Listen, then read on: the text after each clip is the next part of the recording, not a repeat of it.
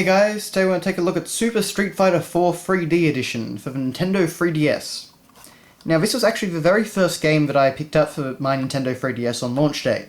And I'd been very excited about it for a while because even though I really do like and appreciate Street Fighter, I really suck at Street Fighter.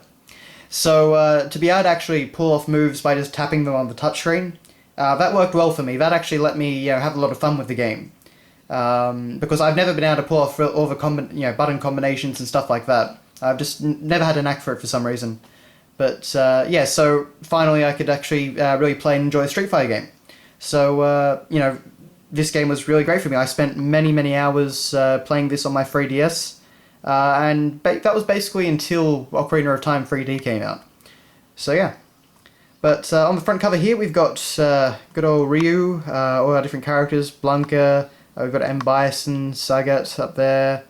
I can't actually remember what her name was for some reason.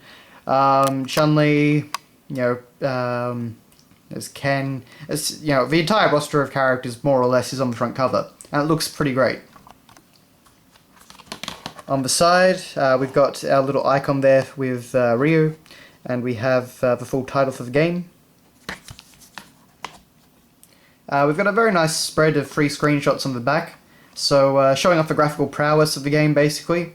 And, this was one of the really exciting things at the time, that the 3DS could actually, take what was a PS3 and 360 game and make a, very nice looking handheld version of it. And it does look very nice and flows very nice. It definitely doesn't look as good as the PS3 and 360 versions, but it is a very nice looking game. But yeah. Inside we have the cartridge itself, which admittedly is pretty bland. And I'd just like to note that you'll notice that this is more or less the German/European version. I think that might be German. It's a European version of the cartridge, despite this being the Australian version. Yeah, something that I've noticed a fair bit happening.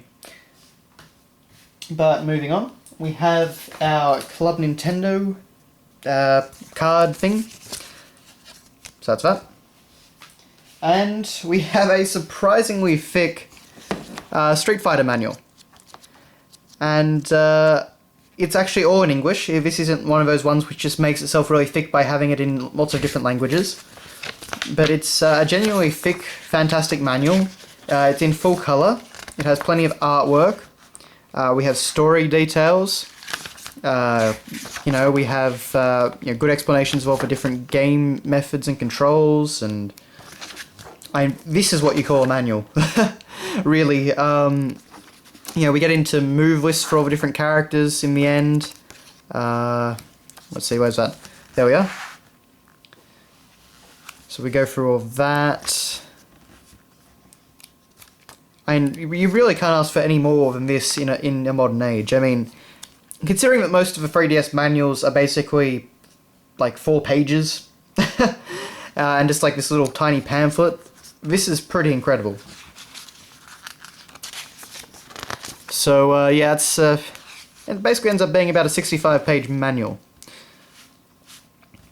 So yeah, that's definitely something worth checking out, I think, if you're a collector.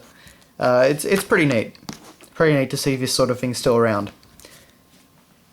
But aside from that, really that's everything. So that has been a look at Super Street Fighter 4 3D Edition on the Nintendo 3DS.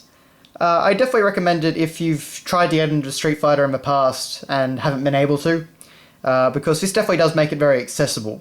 I know a lot of the hardcore Street Fighter fans didn't like that sort of thing, but in the end you can still use it without play it without the touchscreen.